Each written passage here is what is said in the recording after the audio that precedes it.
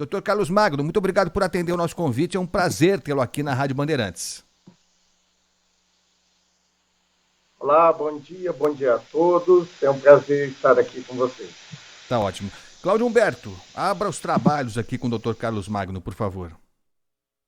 Doutor Carlos, muito bom dia. É uma honra recebê-lo aqui no nosso programa, no Jornal Urgente da Rádio Bandeirantes. A gente está aqui, eu não sei se o senhor estava acompanhando, mas a gente está desde o início do programa às 8 horas, teorizando, dando notícias, etc e tal, mas também a gente trazendo aqui uma certa perplexidade que é de toda a população em relação ao surgimento da Ômicron, né? Essa nova variante aí da Covid-19. O senhor, como especialista, deve estar assim, 24 horas por dia atento a essa questão. Estão certas as autoridades quando dizem que, olha, de fato é uma variante de preocupação, mas não é de pânico, não é de desespero? É isso mesmo?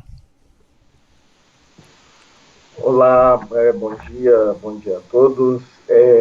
Nós temos uma situação em que muita cautela é recomendada, e isso se deve ao fato de que nós não sabemos ainda muita coisa sobre a Omicron, e especialmente não sabemos a capacidade das vacinas de induzir anticorpos protetores contra a Omicron, mas, tendo em vista o fato de que ela tem se espalhado mais em populações não vacinadas e o fato de que o Brasil é um país que vacina bem, né?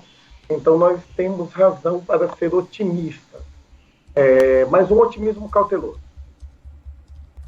Doutor Carlos, as informações que nós temos, acho que a mais recente foi um caso aqui no Rio Grande do Sul, então acho que chegamos a 6 casos, se eu não estou enganado, aqui no Brasil. 3 aqui em São Paulo, 2 no Distrito Federal e esse caso no Rio Grande do Sul. Até onde se sabe, algumas pessoas assintomáticas, outras com pequenas reações, mas nada de muito grave. E o que o senhor falou, pessoas que, na maioria dos casos, não tinham completado o ciclo vacinal. Ou seja, essa Ômicron, ela vem se nada diferente for descoberto, ela vem para confirmar o que já se sabia, né? Que é preciso ter cautela ainda, que o distanciamento é importante, uso de máscara e vacinação. Basicamente é isso, doutor Carlos. Sim, recentemente o nosso colega e amigo Pedro Alau, epidemiologista da Universidade Federal de Pelotas, um dos melhores estudiosos da Covid no Brasil, publicou um texto chamado Zé Gotinha contra a Ômicron. Então, assim, são nossos 40 anos de grande confiabilidade na vacina, 40 anos de Programa Nacional de Imunização, fazem com que o Brasil se vacine bem e que provavelmente esteja protegido contra a Omicron. Por outro lado, a Omicron, ela é até hoje a variante que apresenta mais mutações, ou seja, mais modificações genéticas que determinam também modificações estruturais. Então, ela é aquela que tem mais risco de um escape das vacinas. Mas acreditamos que esse escape, se existir, será parcial, ou seja, ter uma população bem vacinada nos dá uma possibilidade de pensar, né, de imaginar que a Ômicron não vingará no Brasil. Mas, como não sabemos disso, dado o fato de que a Europa está com explosões de casos ainda de Delta, né, que podem sempre chegar ao Brasil, é bem recomendável que a gente mantenha algumas medidas como o uso de máscaras, distanciamento, acrescentadas à vacinação. Agora, doutor, a gente está assistindo a um debate no Brasil e no mundo todo, né, sobre essa cautela. No entanto, até agora, não há registro de óbitos a partir de doentes, né, contaminados por meio da Ômicron. Isso é um indício positivo, porque, na verdade, os números que nos importam, nos interessam mesmo, são os números de óbitos, né, de mortes.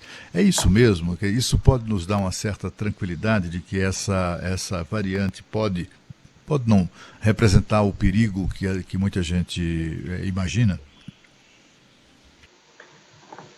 Esse é um dado, evidentemente, reconfortante, mas a gente o observa com bastante cuidado. O que eu quero dizer?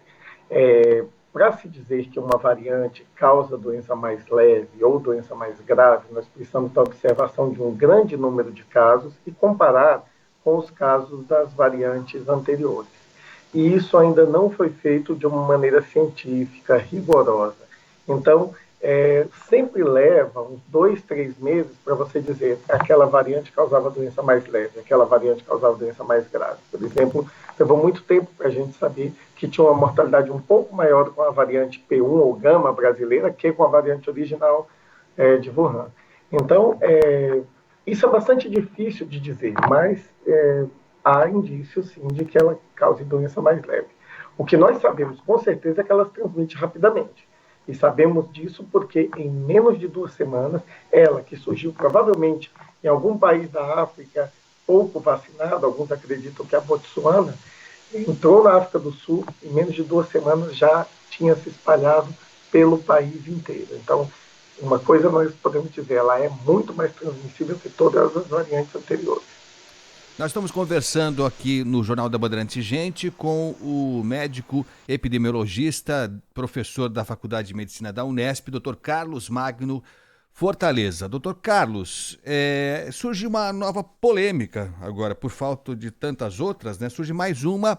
O governo de São Paulo iniciou a vacinação da terceira dose, a dose de reforço, e antecipou aquele período de 5 meses entre a segunda dose e essa dose de reforço foi reduzido para 4 meses.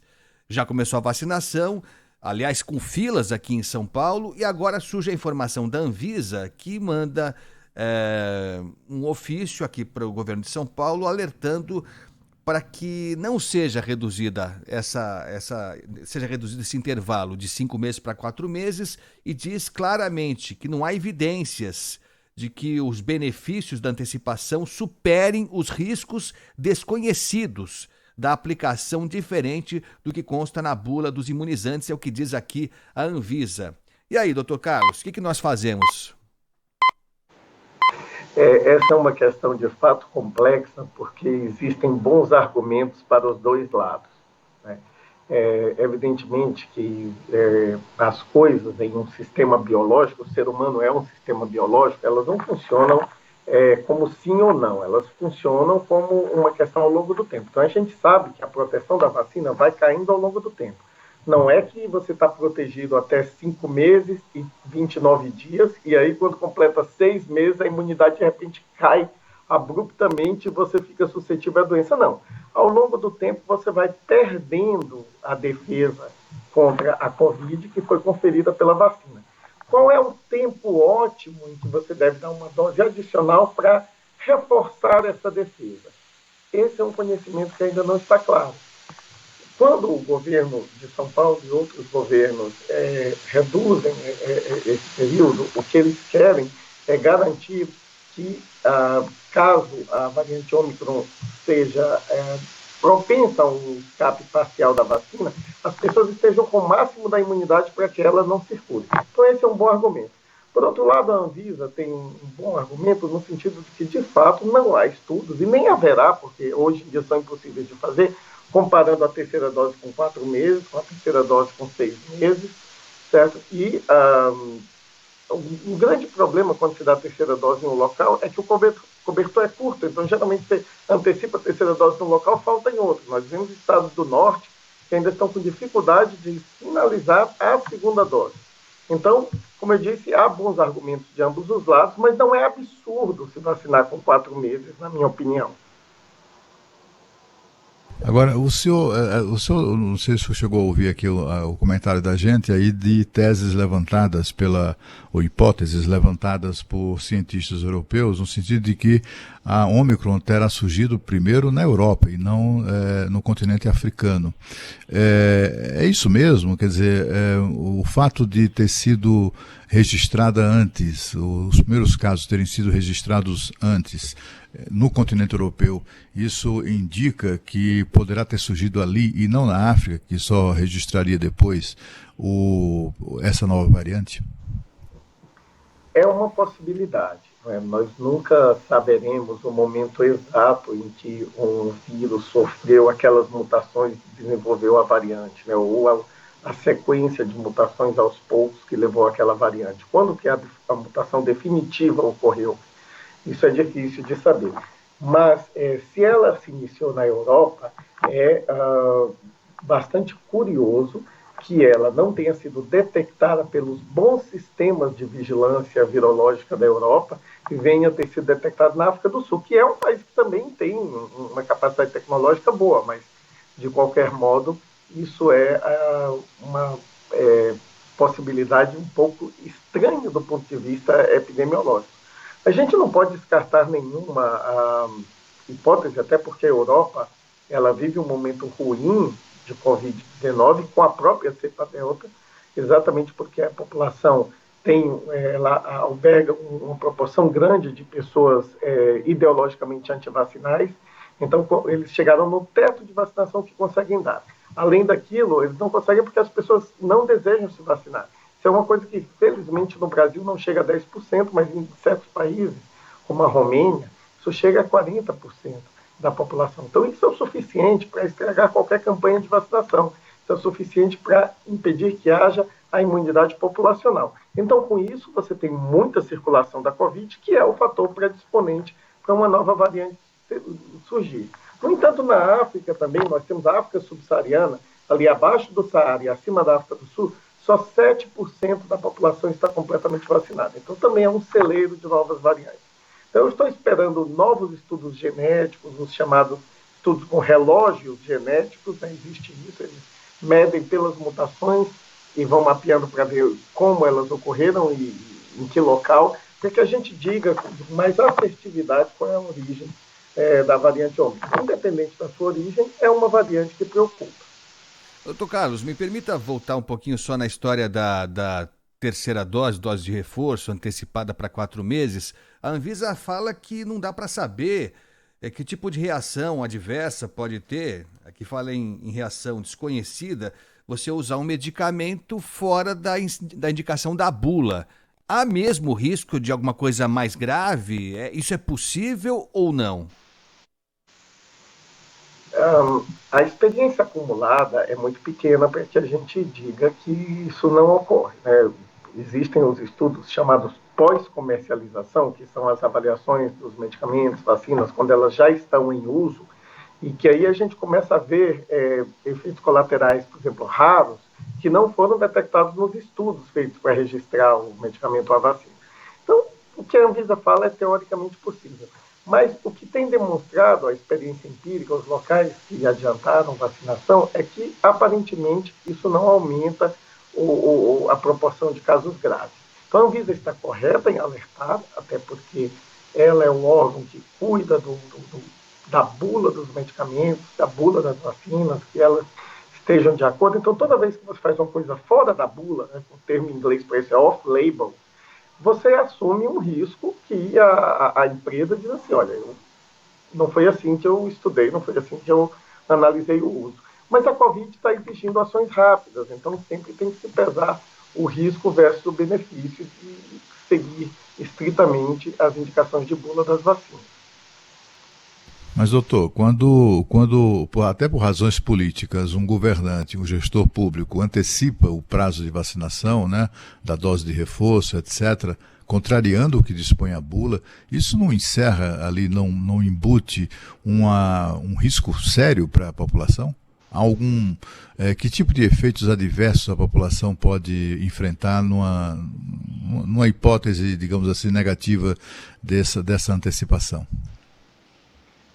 Bom, aqui eu posso te responder em termos técnicos e em termos políticos, certo? Em termos político-administrativos, de fato, não se deveria, de forma alguma, se descumprir uma orientação da Anvisa. A Anvisa é o nosso órgão regulador sanitário e ela tem a gestão sobre o uso de medicamentos e vacinas e ela é quem determina, de fato, como elas devem ser usadas. Por outro lado, chama muito a atenção a timidez da Anvisa, por exemplo, em condenar a cloroquina e ivermectina, que nunca tiveram impacto, que foram usadas e que causaram mortes por efeitos colaterais graves. E assim, embora a Anvisa tenha se pronunciado contra, ela se pronunciou contra de forma muito débil E agora, com a quarta dose da vacina, que é algo que agora passo para o campo técnico, tem uma probabilidade baixa de fazer efeitos adversos graves, a Anvisa vem com uma recomendação muito assertiva. Então, de certa maneira, essa orientação da Anvisa, ela está correta por seguir a bula, foi a bula que a Anvisa registrou, a empresa teria que submeter uma nova bula, com novo uso, isso passaria por experts que veriam todas as conveniências de seguir essa nova bula, até que se fizesse uma mudança no espaçamento, né, entre as doses. No entanto, o próprio governo federal já diminuiu de 6 para 5 meses a vacinação, né? Então, nós estamos numa situação que está tão contaminada de populismo, né, que muitas vezes a gente perde o lastro técnico. Como epidemiologista, eu quero dizer que me preocupa muito a perda de anticorpos ao longo do tempo, certo?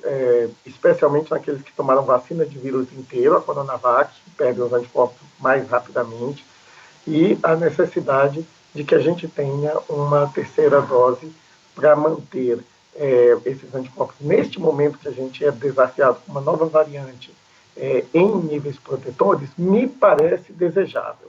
Mas, como eu disse, há bons argumentos dos dois lados e, do ponto de vista de gestão, a Anvisa deveria, de fato, ter a palavra final. Então, é algo bastante complexo para um posicionamento, porque eu estudo vacinas, faço pesquisa com vacina, então eu tenho um conhecimento técnico que aponta para que os riscos de você antecipar a vacina esperados não sejam grandes. Por outro lado, nós temos uma bula que, em tese, deveria ser seguida. Então, é uma balança difícil de alinhar para encontrar um ponto justo. Nós estamos conversando. Aliás, diga aí, Claudião, vai lá. Não, Agostinho, só para lembrar aqui, assim, eu tenho sido um crítico da atitude da Anvisa, das omissões da Anvisa, inclusive, mas, assim, em defesa da Anvisa, é preciso lembrar que a Anvisa, doutor, impôs restrições, inclusive, à venda desses medicamentos que se revelaram ineficazes contra a Covid-19, né? Proibiu a venda sem receita médica e tal, embora fossem medicamentos em uso no Brasil há décadas, né? E apesar disso impôs restrições, depois eu acho que até foram retiradas, mas durante um longo período as pessoas ficaram impedidas de comprar, houve uma certa corrida às farmácias, havia uma ignorância generalizada, inclusive entre cientistas, sobre o que fazer diante daquela nova doença que surgia, né? Aqui no Brasil no início do ano passado, e muita gente bateu cabeça em relação a isso, né? Mas a Anvisa naquela época, eu me lembro muito bem disso, proibiu a venda sem receita desses medicamentos aí, portanto foi uma forma de se posicionar contra eles. Você tem razão. O que ocorre, e assim, jamais posso falar contra a Anvisa, né? A Anvisa foi uma grande,